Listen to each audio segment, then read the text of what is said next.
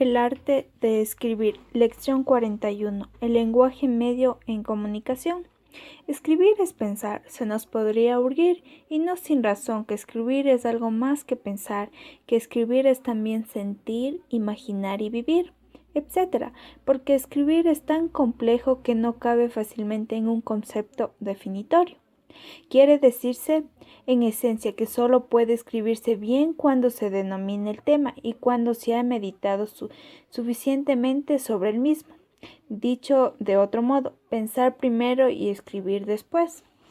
La composición literaria.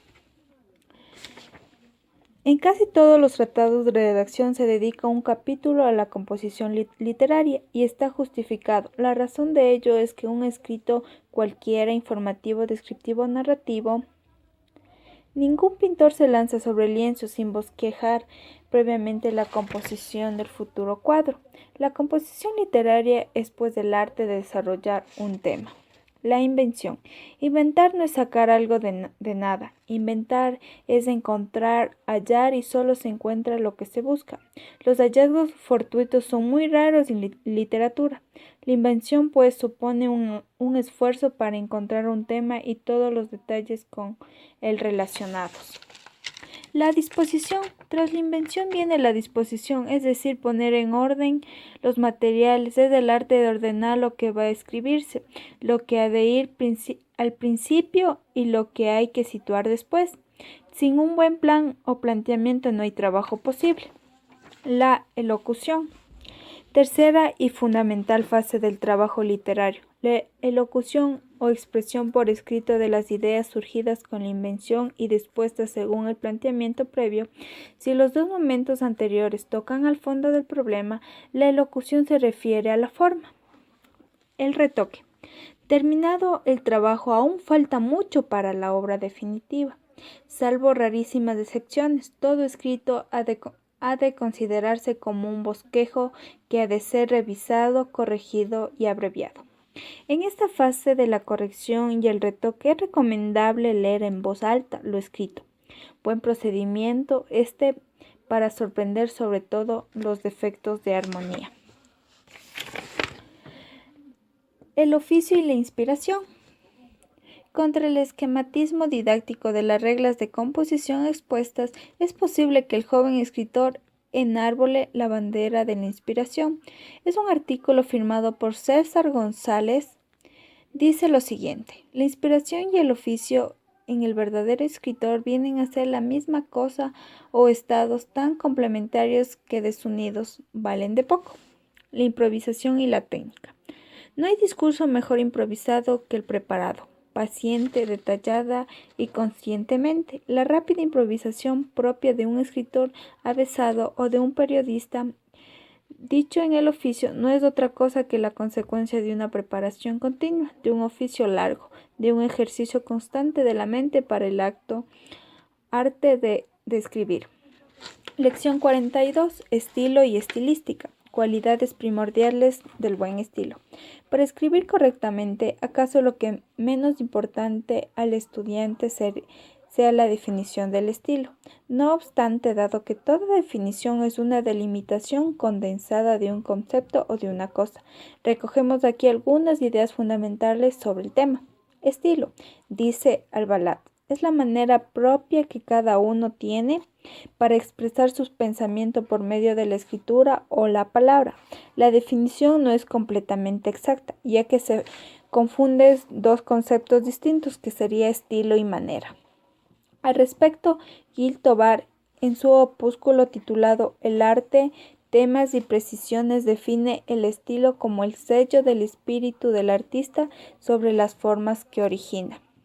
Afirma luego Albalat que casi todos pensamos las mismas cosas, la diferencia está en la expresión y el estilo, y define como arte de captar el valor de las palabras y de las relaciones entre las mismas. Cualidades primordiales del buen estilo. Claridad significa expresión al alcance de un hombre de cultura media. Claridad quiere decir también pensamiento diáfano y conceptos bien dirigidos, exposición limpia, es decir, con sintaxis correcta y vocabulario o léxico al alcance de la mayoría, ni preciosista ni excesivamente técnico. Segunda cualidad del buen estilo, la concisión, en virtud de la cual solo emplearemos aquellas palabras que sean absolutamente precisas para expresar lo que queremos. Escribir y hablar. El problema de la naturalidad se entronca con el de las relaciones diferencias o semejanzas entre el hecho de hablar y de escribir. La naturalidad, según nuestra opinión, no exime de la elegancia, antes bien la requiere para no creer en pleyes. El hombre que sabe vestir bien irá elegante, aunque vista un traje sencillo. Y el escritor podrá alcanzar las más altas cimas de la belleza si sabe y puede conjugar lo natural con lo preciso, procurando aunar sencillez y exactitud. De lo escrito y de lo hablado. En las gramáticas tradicionales anteriores, el estructuralismo se otorgaba una clara prioridad al lenguaje escrito sobre el hablado. El precepto retórico derivado de esta concepción venía a ser el siguiente: había que escribir según unas normas y unos moldes estilísticos, cuyos mejores ejemplos había que buscar en los grandes escritores clásicos. Lección 43. Originalidad y estilística. En nuestra disciplina no hay reglas absolutas. Todo lo expuesto hasta el momento es relativamente relativo. Hay que tenerlo en cuenta, pero sin someter nuestra personalidad, nuestro modo de ser y hacer a unas normas que pudieran resultar extrañas a nuestra naturaleza. Etimológicamente, el vocablo original revela ya su significación y sentido. Es el núcleo, el germen vital de algo. Lo original pues hace referencia a lo esencial. La originalidad en suma no depende tanto de la novedad del tema como del modo nuevo y sincero de tratarlo. Pero hay una originalidad auténtica y otra falsa. Pero eso, el que busca la originalidad sin ser original, cae en el amanerezamiento. Finalmente, y cuanto a lo dicho sobre la originalidad de fondo o tema, téngase en cuenta, según requiere Keiser, que en las ruinas de Babilonia se encontró una obra que es una lamentación que todos los temas poéticos estaban entonces realmente gastados. Estilo y musicalidad. Escribe Middleton Murray. Estilo es una cualidad del lenguaje que comunica con precisión emisiones o pensamientos. El estilo es perfecto cuando la comunicación del pensamiento o la emoción se alcanza exactamente. El estilo no es nada y es todo. ¿Qué? ¿Cómo ha de ser el estilo? Nos dice Azorín. Pues del estilo, mirad la blancura de esta nieve de las montañas, tan suave, tan nítida, mirad la transparencia del agua de ese regato, de la montaña tan limpia, tan diáfana. Estilo y exactitud. En su obra La intuición y el estilo, escribe Baroja, en español todavía no hay más que dos estilos. Uno, el arcaico y castizo, y el otro el modernista, un poco de confitería. El estilo científico demostrativo. Nos dice que significa que la idea sea la aridez de un tratado de álgebra o de termodinámica. Con la tesis expuesta quiero indicar que el buen estilo ha de ser demostrativo. El estilo científico puede ser considerado con su aspecto formal y en cuanto al fondo. Lección 44. La palabra con utensilio. No es un buen pintor, no puede serlo, afirman los técnicos en la materia. Quien no sepa manejar los colores, quien se atreva a ignorar las calidades de los pigmentos, se utiliza verde, esmeralda, carmín, alizarina, azul, ultramar, negro de humo. La palabra lo es en la frase. La palabra, escribe García de Diego en sus lecciones de lingüística, no es nada más que en la frase, y en la frase la palabra no tiene su cúmulo de acepciones, sino una sola, y esta sola acepción no es puro valor de la palabra, sino acepción recibida del contexto o polarizada por él. Sentido aproximativo de las palabras. El sentido de la palabra, según Marrousse, no puede ser más que aproximativo como nuestro propio pensamiento. La belleza y magia de las palabras. Dice que los lingüistas que hablar es hacer frases, aunque sean de una palabra. La oración, se afirma, fue antes que la palabra, en el sentido de que las primeras palabras eran oraciones. No hay palabras bellas ni feas, a pesar de lo expuesto. Hay quien cree en la belleza de las palabras por sí mismas. La voz cristal, por ejemplo, obtuvo el primer premio en cierto concurso organizado por un periódico literario para decidir por votación cuál era la palabra más bella. Poder mágico de las palabras. Lo dicho no significa que desconozcamos voluntariamente el poder mágico de las palabras. En poesía, el dominio del verso, en el arte dramático o en ciertos momentos de la oratoria. La palabra. La palabra y los autores. Palabra, palabras vacías y las palabras llenas, palabras alfileres, ambigüedad en las palabras. Estas son las notas complementarias. Apéndice, resumen de reglas prácticas de redacción y estilo. Damos en este apéndice una serie de principios y consejos prácticos de redacción y estilo. Capítulo: el arte de describir y las técnicas. Lección 45. La descripción y su técnica. Todo el que se escribe se enfrenta alguna vez con el problema descriptivo. Incluso un simple informe a veces lleva implícita una somera descriptivo. Describir es conseguir que se vea algo, un objeto material o un proceso espiritual. El arte para escribir, dice Albalat, constituye en cierto modo el propio fondo de la literatura. La descripción añade en la pintura animada de los objetos. Dentro, pues, de nuestro campo de estudio podemos considerar dos tipos de descripción: la descripción técnica o instructiva, la descripción literaria. Mecanismo de la descripción. En verdad nos resulta muy académico hablar de mecanismo de la descripción. Más justo sería decir elementos de la descripción, pero la palabra mecanismo es más gráfica, indica más claramente lo que intentamos explicar. El punto de vista de escribir algo no es agotar todas las facetas del objeto en cuestión. Nadie es omnisciente. Ni lo sabemos todo, ni lo vemos todo. La observación previa para conseguir que alguien vea lo que estamos describiendo, es preciso que con anterioridad nosotros lo hayamos visto bien. La otra es la reflexión. Para que una descripción sea completa, no basta la observación, digamos, física. Es preciso profundizar, calar hasta el fondo de las cosas, analizar y valorar.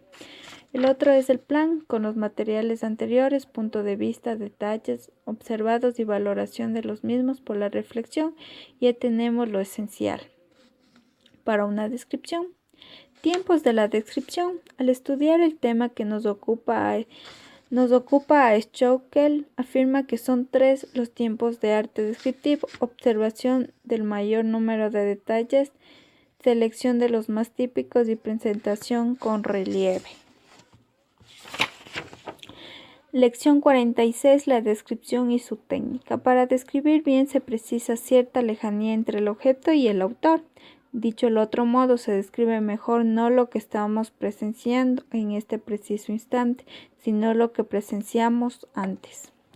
Descripciones diversas. Descripción de un objeto. Para describir bien un objeto cualquiera no basta con la observación, digamos, sensible. Lo importante es averiguar la finalidad de dicho objeto. Descripción de un animal. También aquí conviene tener en cuenta el criterio finalista, pero sin perder de vista el aspecto dinámico, diversas partes del cuerpo, modo de vivir, etc.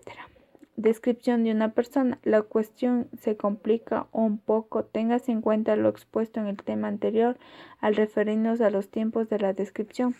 Diferentes tipos de descripción.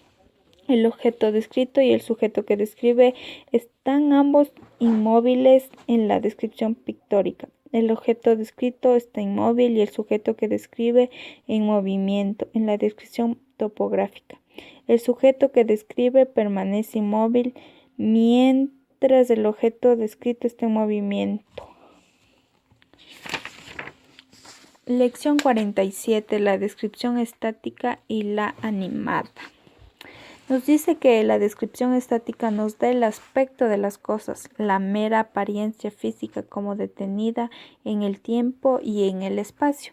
La descripción dinámica o animada es la que nos da el ser de las cosas, su esencia viva en movimiento. La descripción animada nos dice es la 1 de la madrugada ante la puerta de María Petrovna, soltera, vieja y comadrona. Este es un ejemplo de una descripción animada. Por otro lado, tenemos la lección 48, que es la biografía y su técnica. A todos se nos puede plantear en nuestra vida profesional el problema de tener que escribir la biografía de un compañero. Normalmente el problema se resuelve con una simple nota biográfica, pero también puede exigírsenos una biografía lo más completa posible o una semblanza biográfica. La nota biográfica se reduce a una serie de datos escalonados cronológicamente ordenados. La biografía es el estudio lo más completo posible de un personaje. Para hacer una biografía completa hace falta estudio, documentación. Tras la documentación viene el estudio caracterológico. Tenemos que ver al personaje, figurárnoslo tal como era, meternos en su piel antes de lanzarnos a hacer su retrato. Y finalmente, la semblanza podría definirse como una biografía incompleta. La semblanza no agota toda la historia de un personaje. En ella se eligen solo aquellos hechos reveladores de carácter lo más salientes y significativos. Lección 49. Cartas y traducciones. El hecho de que todos, quién más, quién menos, hayamos escrito múltiples cartas en nuestra vida no quiere decir que seamos maestros en el arte epistolar ni que escribir cartas sea una cosa sencilla. Aquí tenemos los tipos de cartas. Las cartas suelen clasificarse en privadas, comerciales y eruditas. De estas tres clases, la que más nos interesa por el momento es la correspondida, privada. A las cartas comerciales solo dedicaremos unas breves líneas.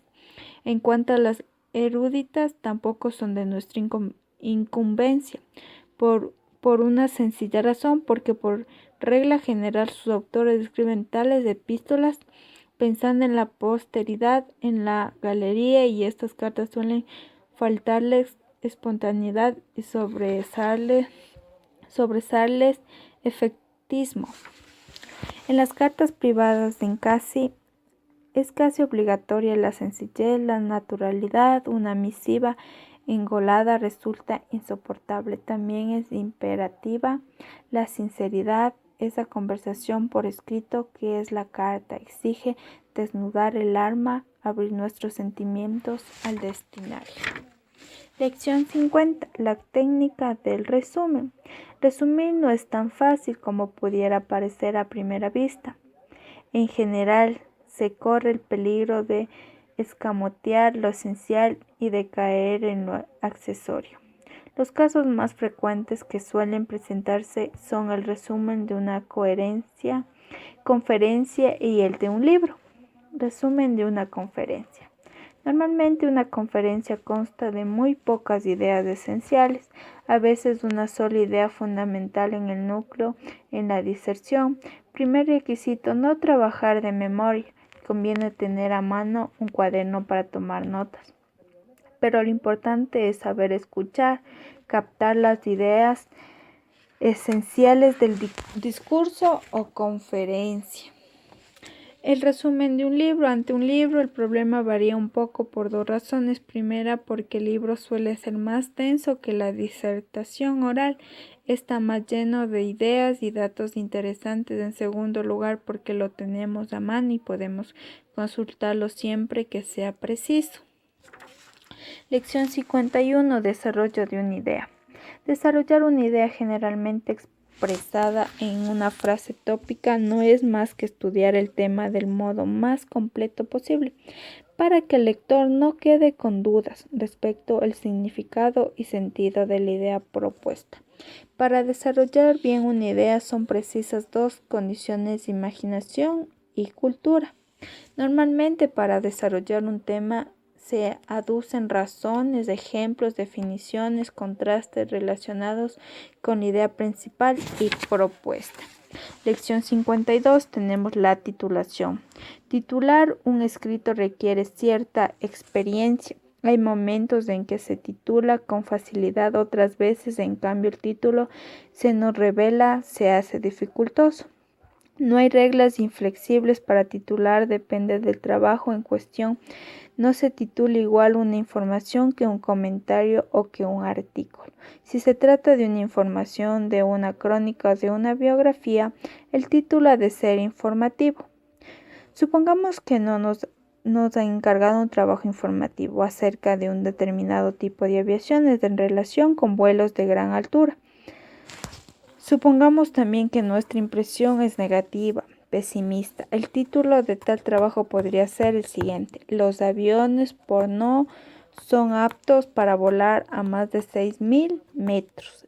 No está mal, pero resulta un poco largo. Entonces escribimos: los aviones por poco aptos para vuelos de gran altura.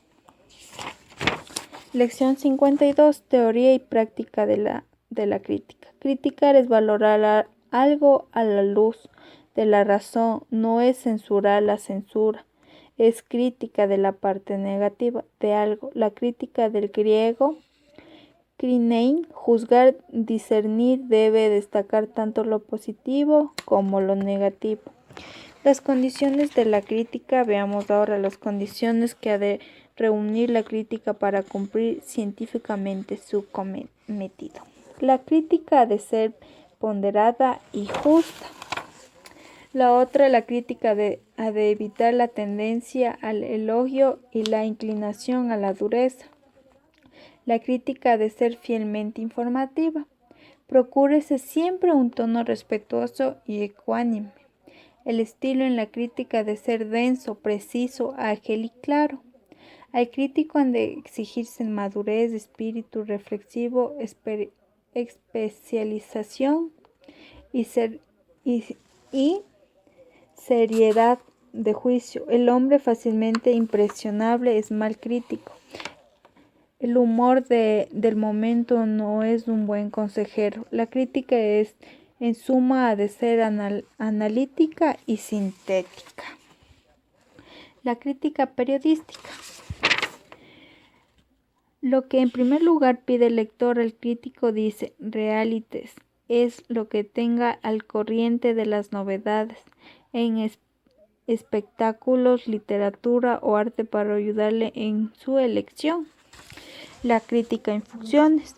En cuanto al modo de llevar o hacer la crítica, dice el artículo citado: de realities, que nada impide al contar las peripecias más cautivadoras de un film, de una obra de teatro, de un libro, igual que se hace con las de un partido de fútbol. Las tres exigencias fundamentales, que es pasión por el arte que critica, competencia y desinterés. Lección 54. Técnica informativa. Conviene advertir desde el principio que no hay diferencias esenciales entre parte e informe. noticia e información.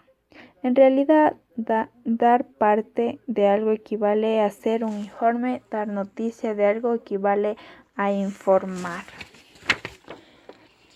Veamos algunos ejemplos que llevan en el comienzo mismo de los intereses de la noticia, es del hecho, que sería qué, el tiempo cuándo, el modo cómo, la causa por qué, el sujeto quién y el lugar dónde. Lección 55. Condiciones de la noticia, el reportaje.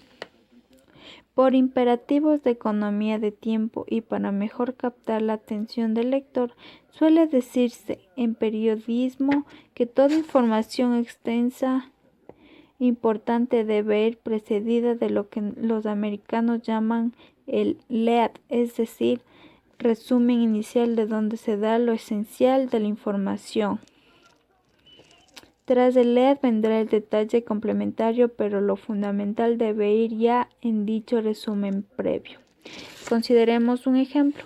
El día 6 de febrero de 1952 falleció Jorge, rey de Inglaterra. La información de este acontecimiento ocupó gran espacio en los periódicos que únicamente comenzaban el relato con arreglo a la técnica del reporterismo por la breve noticia. El lead que contenía ya en sí la respuesta completa a las 6 preguntas clave de que hablamos en la lección anterior. Dicha noticia o parte decía así. Condiciones de la noticia. Veamos ahora como resumen de lo expuesto hasta aquí cuáles han de ser las condiciones de toda noticia bien redactada. Sería veraz, exacta, interesante, completa y clara. El reportaje. En realidad, reportaje e información vienen a ser una misma cosa.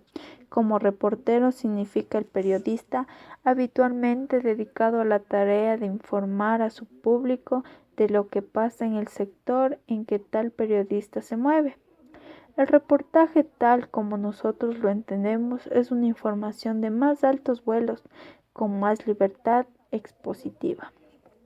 El reportaje es un relato informativo, una narración más o menos noticiosa, en donde la visión personal del periodista, su modo de enfocar el asunto, influyen en la concepción del trabajo. Lección 56. Apuntes acerca de la entrevista. Aunque el tema de la entrevista tenga un matriz marcadamente periodístico, conviene que lo tratemos por razones de oportunidad. La entrevista, además de sus características propias, es también información y reportaje.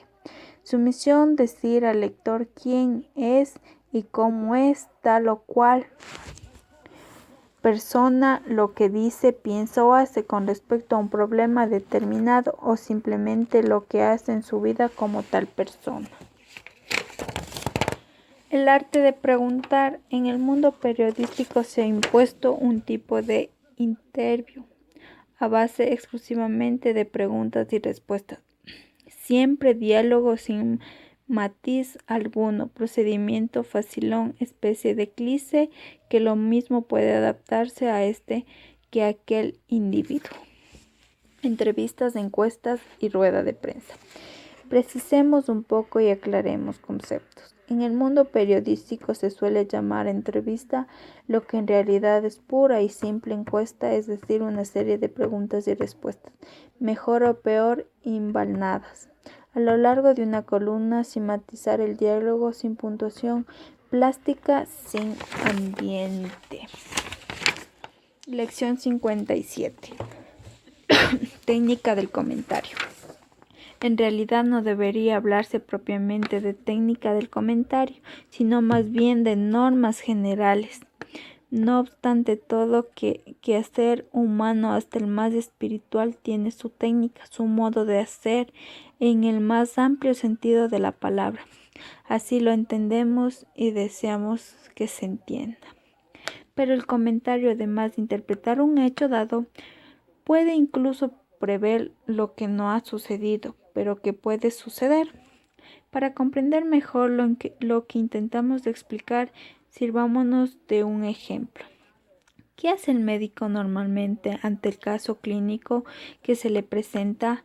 Lo estudia, lo observa y dice, por ejemplo, esto es una bronquitis, no es grave, pero el enfermo deberá guardar cama y tomar los medicamentos que voy a recetarlo. Es decir, el médico hace el diagnóstico, dice el pronóstico y prescribe el adecuado tratamiento. No obstante, para facilitar la tarea, podemos aceptar el siguiente orden: planteamiento del tema, manipularlo, desmontarlo en piezas, fallo o juicio crítico del problema y por último sería la solución. Lección 58. Condiciones del comentarista. Las condiciones, cualidades y requisitos del comentarista: agudeza crítica para distinguir lo pasajero de lo trascendente. Personalidad, es decir, firmeza y convicción de juicio. La cultura, no reducción. Impasibilidad, ponderación de criterio. Finalmente, se aconseja también ser severo, cortés, alegre, brillante, irónico, serio, audaz, caritativo, independiente según el problema en cuestión y a su debido tiempo, y desde luego en servicio constante a la verdad, y hasta se suele recomendar la conveniencia de tener quilla suficiente para cambiar de rumbo aún contemporáneo y sin zozobrar. Lección 59. Tipos de comentario. Existen 4 tipos fundamentales de comentario, que es el informativo, el interpretativo, el convincente y el inductivo. En otra parte tenemos la lección 60, que es esquema de la narración. Esto nos quiere decir que es contar una o varias acciones. La narración es una escena compleja y también un encadenamiento de escenas. Leyes de narración. Dice que la unidad de la narración se consigue con la búsqueda del punto de vista, es decir, el centro de interés de las ideas y de los hechos. Por otro lado, pero la narración no es una construcción fija, sino algo que mueve, que camina, que se desarrolla y transforma.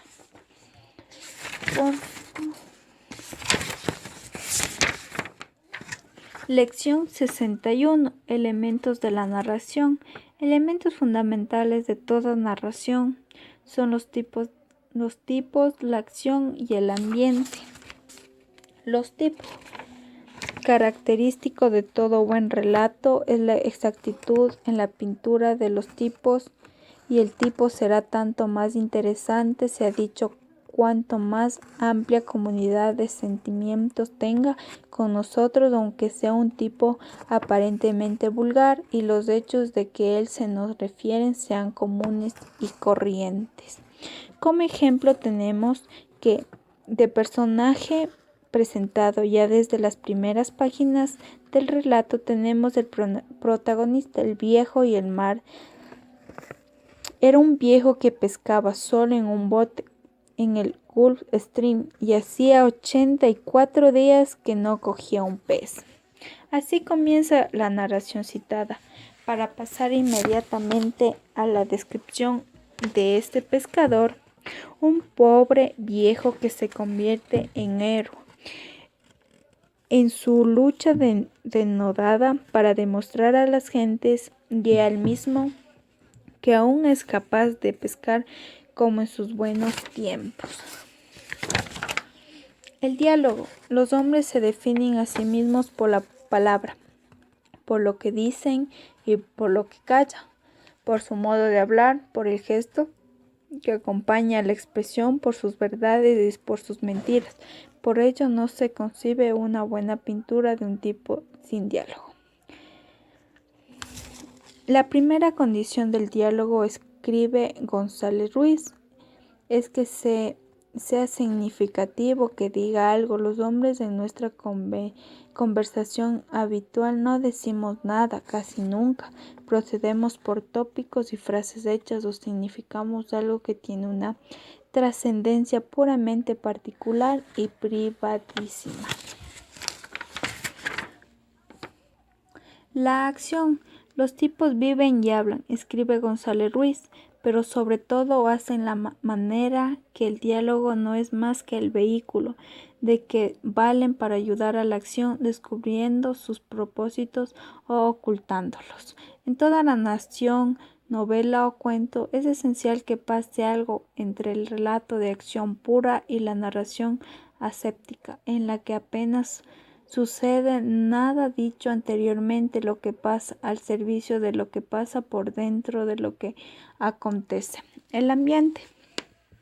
Tocamos ya el último de los elementos básicos de la narración, el ambiente cuyo valor literario es indiscutible y fácilmente demostrable.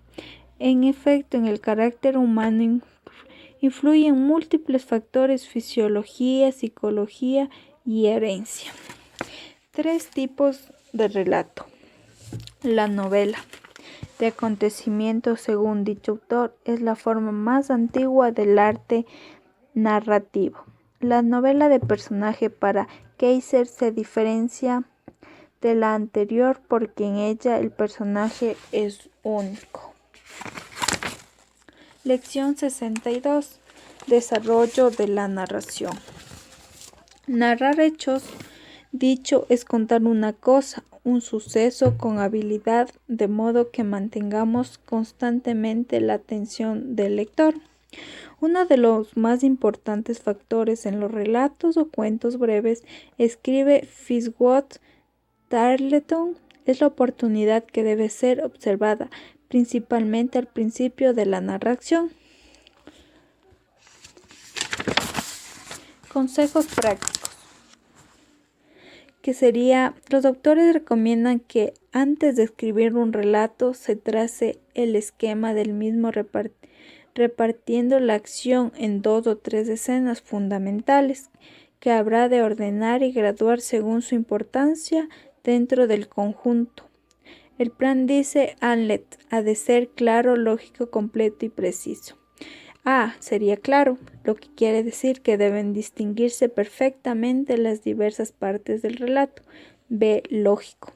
Las partes se dispondrán según la progresión de los acontecimientos y según su importancia. C. Completo. Para cada párrafo conviene indicar las ideas que será necesario desarrollar, las descripciones que habrá que hacer, los retratos precisos, las comparaciones, los diálogos y las transiciones. D. Preciso, es decir, que conviene evitar las digresiones. Lo que no debe hacer en la narración: demasiado esquemática, intranscendente, rebuscada, falsa, lenta, confusa y pedestre. Eso no tenemos que hacer en la narración. El proceso creador. Tocamos ahora un tema que acaso parezca más propio de un libro de psicología que de un curso de redacción. El proceso creador, es decir, el nacimiento y desarrollo de un relato en la mente del narrador. La concepción. En este caso, el momento más grato del proceso creador y surge a veces en los más inesperados momentos de la vida. Es lo que suele llamarse también inspiración, que otros dicen intuición. La incubación. Concebido ya el relato con el esquema del mismo, es una o varias cuartillas. Viene la incubación, periodo según Schockel, lento y trabajoso, época oscura en que revolvemos y registramos el problema. Los materiales se agitan fundidos en ciego montón. Las narraciones en voz alta. Un relato, una narración, no se escriben para ser leídos en voz alta, sino para la lectura visual, salvo el caso especialísimo de los relatos escritos para ser radiodifundidos.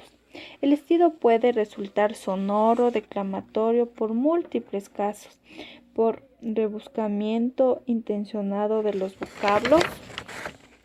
También resulta declamatorio el estilo por el abuso de los signos de exclamación. Y C. Finalmente, a este es el caso que aquí nos interesa especialmente, abundan los escritores que caen en el tono oral porque al escribir narran en voz alta. Las narraciones enmarcadas. Según Kaiser, la narración enmarcada es un artificio técnico por el cual el autor se oculta detrás de otro narrador, en boca del cual pone la narración y afirma que se trata de un recurso técnico excelente para satisfacer una exigencia primordial que el lector reclama de este narrativo, la confirmación